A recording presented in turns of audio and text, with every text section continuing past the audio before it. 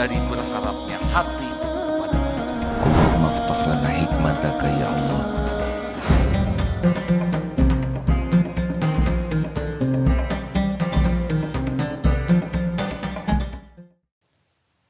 Dua. Ini bagi yang tidak punya pembantu cocok nih, atau yang jadi pembantu ya. Jadi yang suka capek, ini zikirnya nih.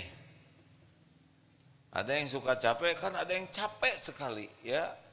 Ngurus keluarga capek, ini dalilnya Imam Tirmizi, hadis Hasan.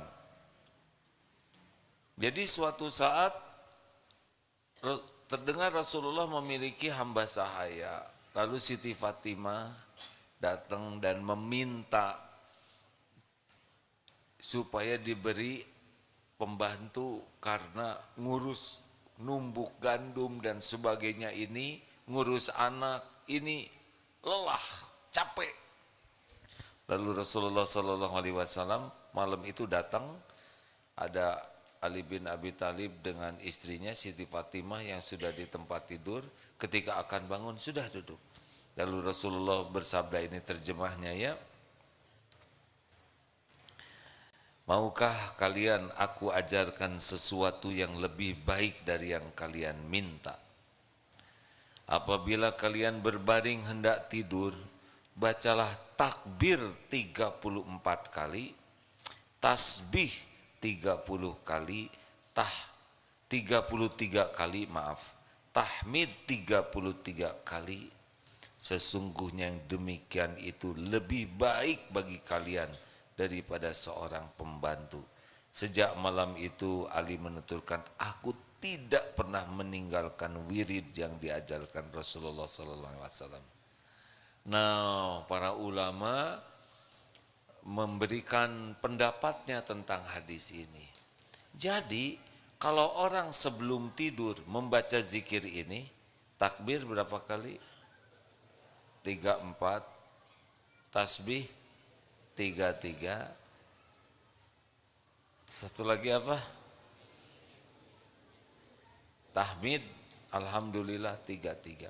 Dengan baik, itu besoknya dengan izin Allah yang menguasai setiap tubuh, itu tubuh akan diberi kekuatan. Tidak dibuat lelah. Mungkin ada kelelahan fisik secara manusiawi, tetapi tidak lelah batinnya, tidak lelah pikirannya. Karena tidak mungkin kita tidak lelah ya, kita bukan Robocop. Kan ada yang lelah fisik tapi hatinya tidak lelah.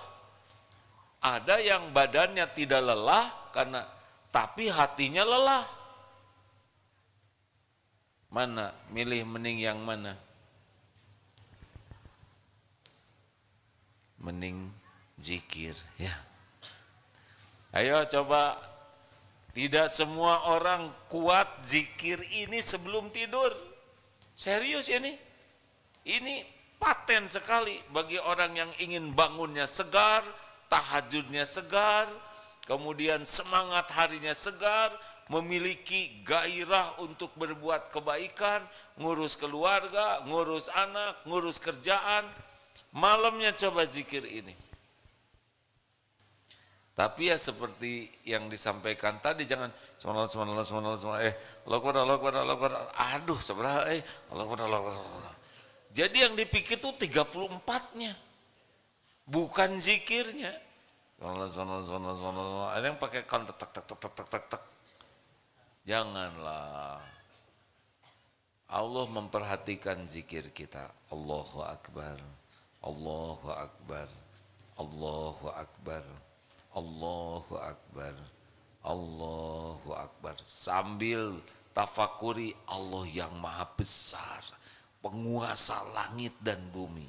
Allahu Akbar, Allahu Akbar. Coba tes nanti sebelum tidur. Yang bagus, Allah tahu kita zikir atau tidak. Allah tahu juga zikir kita basa-basi. Gara-gara si AA jadi kepaksa zikir ya. Beres, ditilep ya. Coba. Bagi yang banyak takut-takut, tambahlah ayat kursi sebelum tidur. Allahu la ilaha illa huwal hayyul qayyum. La ta'khuduhu sinatun wa la naum. Lahu ma fis samawati wa ma fil ard. Man dzalladzi yashfa'u 'indahu illa biiznih.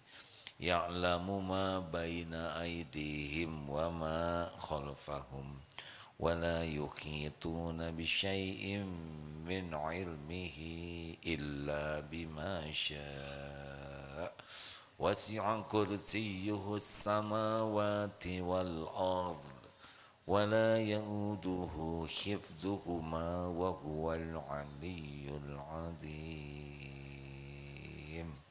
Sing enak, karena yang menggenggam tidur kita adalah Allah. Kita tidur kayak mayat, nggak tahu apa-apa, nggak bisa apa-apa. Dikencingin kecoa juga nggak tahu. Ada maling tidak tahu, ada robohan tidak tahu. Allah tahu apa yang akan terjadi. Mau lebih mantap lagi tidurnya? Al-Ikhlas, Al-Falaq, An-Nas. Coba baca. Tiupkan ke tangan, usapkan ke seluruh tubuh. Aman itu. Jin juga tidak bisa ganggu. Dibaca seluruhnya, jangan judulnya aja. Al-Ikhlas, Al-Falaq, An-Nas. Ada juga yang baca tapi dia malas mengusapkannya. Ada yang akal-akalan, dia masuk ke sarung. Masalahnya Allah memperhatikan apa yang kita lakukan. Kita tuh serius tidak?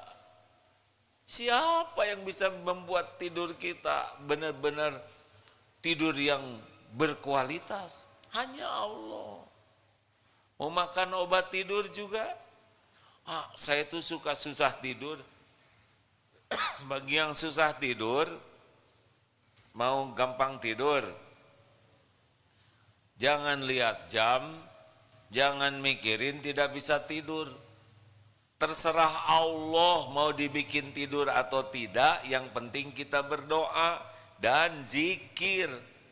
Gak apa-apa ya Allah, Engkau maha tahu kalau saya tidak tidur. Gak usah ngomong gitu ya, di hati aja. Ya Allah, Engkau maha tahu kalau saya tidak bisa tidur, tensi naik, bete, badan sakit-sakit, semua pun terjadi dengan izin-Mu. Saya pasrahkan diri ini kepadamu, seluruhnya karena Engkau yang menggenggam diri ini. Yang penting saya amalkan sunnah Nabi-Mu, zikir, tiupkan ke tangan dan zikir. La ilaha illallah, la ilaha illallah. Gak usah mikirin tidur atau tidak. Tidak usah memikirkan jam berapa sekarang. Gak perlu. Pikir mah zikir aja. Tiba-tiba hayya 'alas shalah, duhur ada. Nah.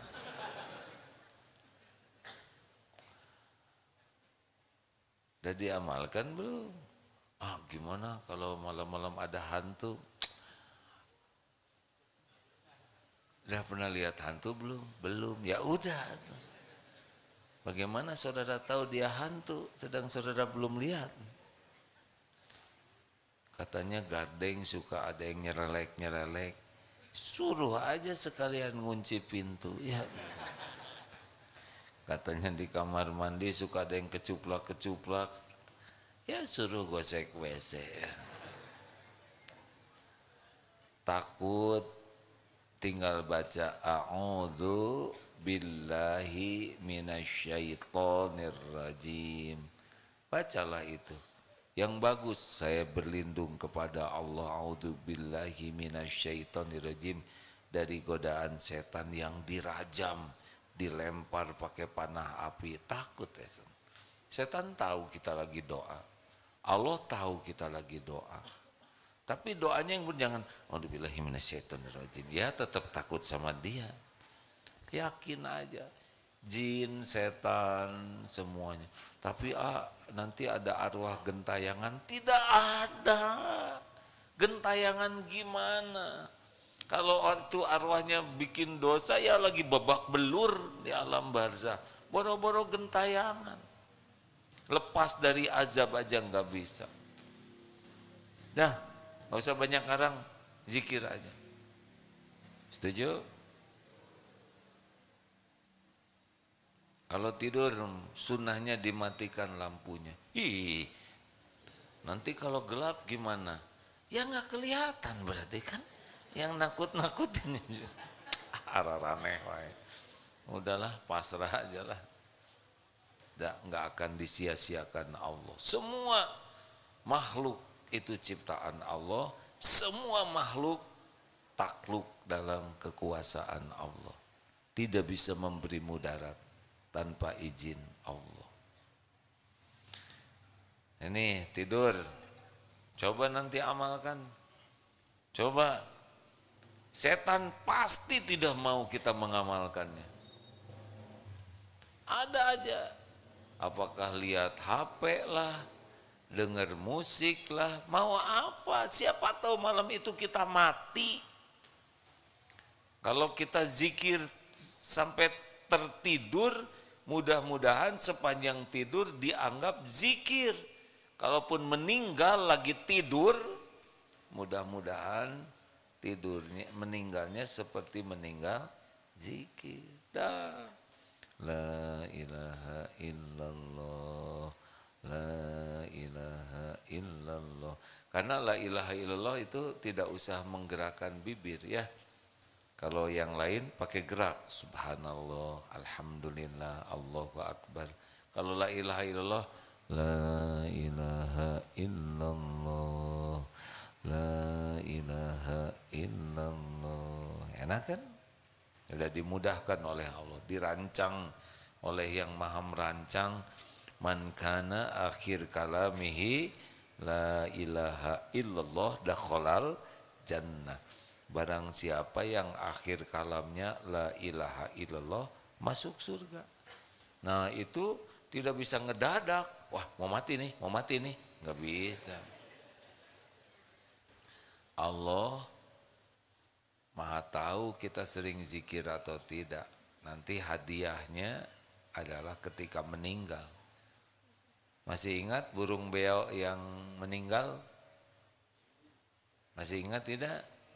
Masih? Nah coba diingat-ingat ya. Sudah? Nah, ceritakan. Ini mengulang sedikit ya. Ada kiai menangis karena burung beonya mati. Kenapa burung beo ini selalu berzikir subhanallah walhamdulillah? Gak mirip-mirip amat sih ya, saya jadi mirip begini, saya jadi beo. Allahu Akbar. Santri sedih lihat kiainya sedih. Yai udah akan kami belikan beo lagi, nanti dilatih supaya bisa lagi zikir terus. Kata kiainya, bukan itu yang membuat saya sedih nak.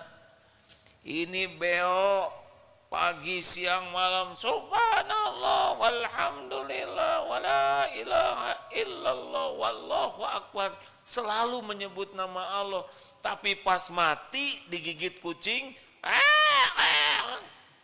nggak satu pun menyebut nama Allah. Itu yang bikin kiai menangis. Takut pada waktu wafat nggak bisa nyebut nama Allah.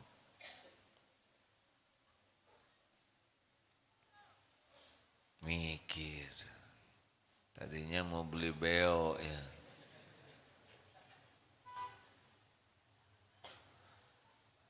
Ayo amalkan. Sudah habis belum waktunya? Satu lagi mau. Gini ya rekan-rekan, kalau ikut pengajian itu syarat pertamanya niatkan ikut majelis taklim tuh benar-benar nyari keridhaan Allah. Tidak harus selalu orang lain tahu kita lagi ngaji ya. Bukan tidak boleh, ada yang baru datang langsung posting. Ini pengajian Agim, tuh si Agimnya tuh. Jangan gitu-gitu amat lah hadirin. Kenapa harus selalu, kalau niatnya ngajak, niatnya memotivasi orang boleh. Tapi kalau niatnya hanya sekedar pamer, kita nanti kehilangan pahala. Tuhan kita itu Allah, bukan followers. Apalagi followersnya kan baru 2. Mau apa sekali dipaksakan ya. Maaf ya, nggak usah dihapus Bu ya.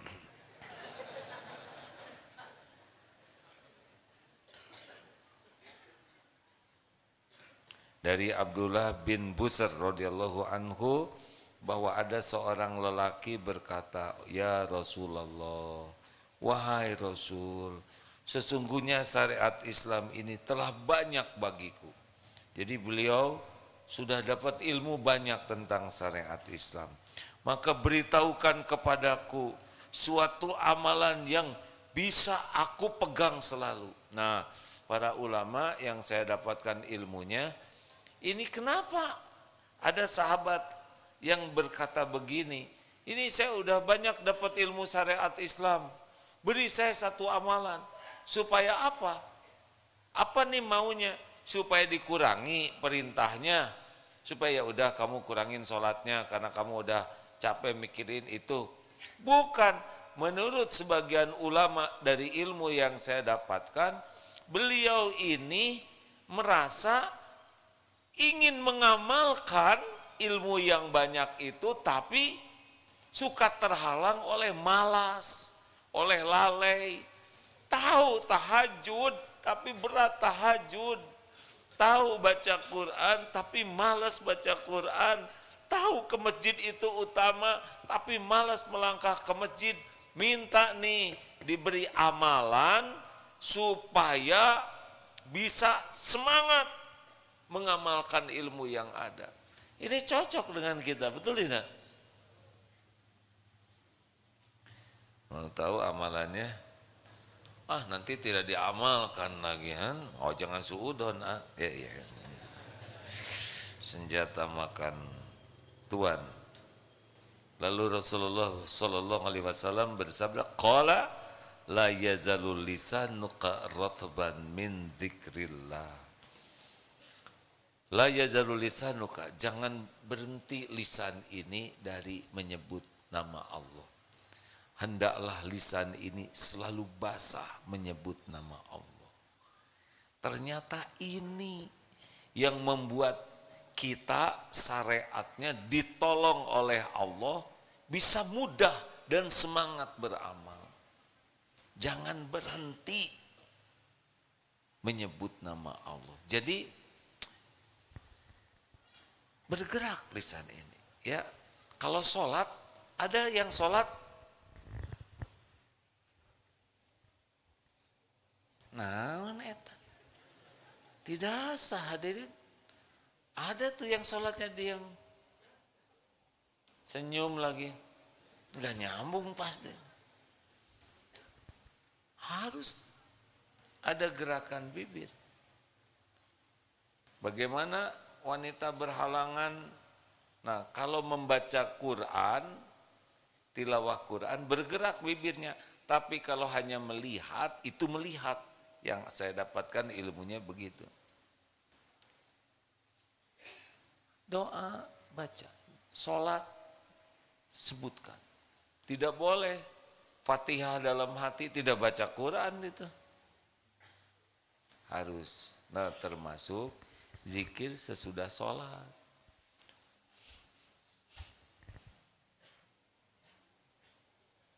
Gak kaci. Subhanallah, tapi di hati. Bisa tidak dizaharkan kalau tidak ada kewajiban untuk menjaharkan. Karena ada juga zikir yang di hati bisa. Tetapi tidak semua orang hatinya bisa langsung berzikir. Sehingga mulailah sekarang biasakan lisan ini zikrullah. Yang paling aman memang tahlil. La ilaha illallah, la ilaha illallah, la ilaha illallah, la ilaha illallah. Tapi kalau wajah ini kelihatannya harus ditambah. Apa coba zikir yang cocok dengan wajah kita? Ini begini nih, acungkan tangan yang tidak punya dosa. Bapak tidak punya dosa? Acungkan tangan yang dosanya sedikit, nggak ada yang acung, yang sedang bertahan. Acungkan tangan yang merasa banyak dosa. Ada yang nggak ngacung, kenapa? Karena saya banyak sekali dosanya. Jadi zikir apa nih yang cocok nih untuk yang berlumut dosa model kita? Istighfar. Man lazimal istighfar, barang siapa yang melazimkan istighfar, ja'alallahu lahu min kulli hammin farajan. Kalau kita zikir istighfar yang banyak, ini cemas, galau itu dihilangkan oleh Allah. Wa min kulli daikin makhrajan, ada jalan keluar aja, nggak tahu gimana, ada aja jalannya. Kontrakan udah hampir habis, ada. Buat anak bayaran, ada aja. Walaupun nggak kepikir dan nggak kelihatan. Karena janji yang ketiga bagi yang melazimkan istighfar, warzaqahu min haitsu la yahtasib. Allah akan memberikan rezeki dari tempat yang tidak diduga-duga. Ayo mau tahu supaya lebih mudah istighfar, lebih mudah zikir?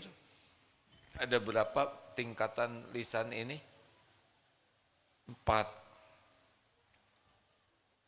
Yang dibolehkan dalam Islam 2, yang 2 tidak boleh. Jadi ini bunyinya itu ada 4 tingkatannya penggunaan lisan ini. Yang benar adalah man kana yu'minu billah wal yaumil akhir falyaqul khairan aw liyasmut. Barang siapa yang beriman kepada Allah dan hari akhir, hendaklah bicara baik atau diam. Jadi cuma 2 ini wilayahnya. Bicara baik itu apa? Zikrullah. Bicara baik itu apa? Zikrullah dan amar ma'ruf nahi mungkar. Ngajak orang kepada kebaikan, mencegah orang dari kemungkaran, itu bicara baik. Kalau kita tidak bisa melakukannya, maka yang baik selanjutnya adalah diam. Nah di bawah itu ada 2 lagi, yaitu bicara sia-sia dan bicara maksiat. Nah, kalau bicara sia-sia dan bicara maksiat, setiap perkataan kita pasti didengar oleh Allah, pasti. Wa huwa samiul alim, maha mendengar dan maha mengetahui. Dan setiap perkataan kita bakal balik ke kita sendiri. Dari mana dalilnya? In ahsantum li anfusikum wa in asatum falaha. Jika kamu berbuat baik, maka kebaikan itu untuk dirimu sendiri. Jadi kalau kita ngomong baik, maka perkataan itu untuk kita, baik. Dan jika kamu berbuat buruk, maka keburukan itu untuk dirimu sendiri.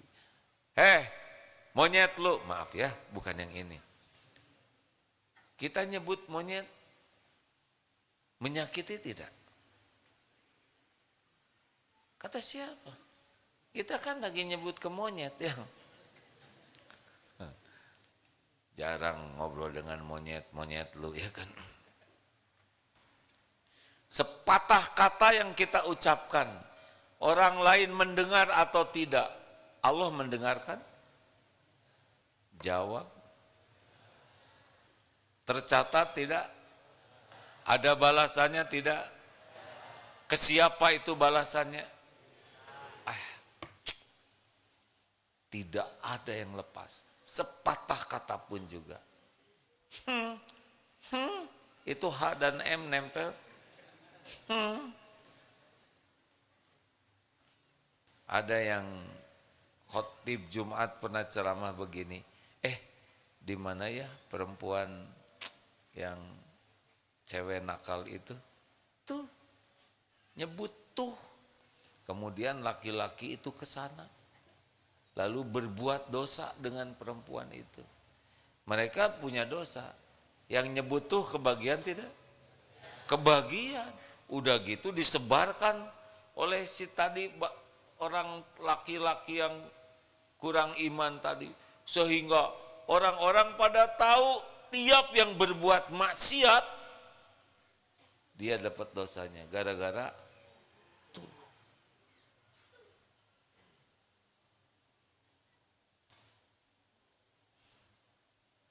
Demikianlah hadirin, karena ceramahnya tentang diam, saya rasa cukup sajalah.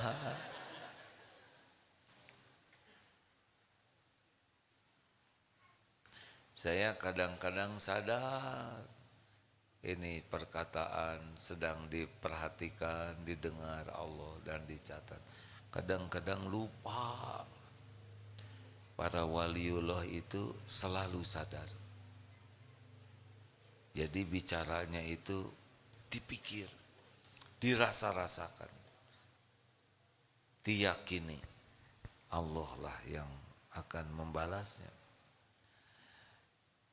Hadirin, mau mudah berzikir,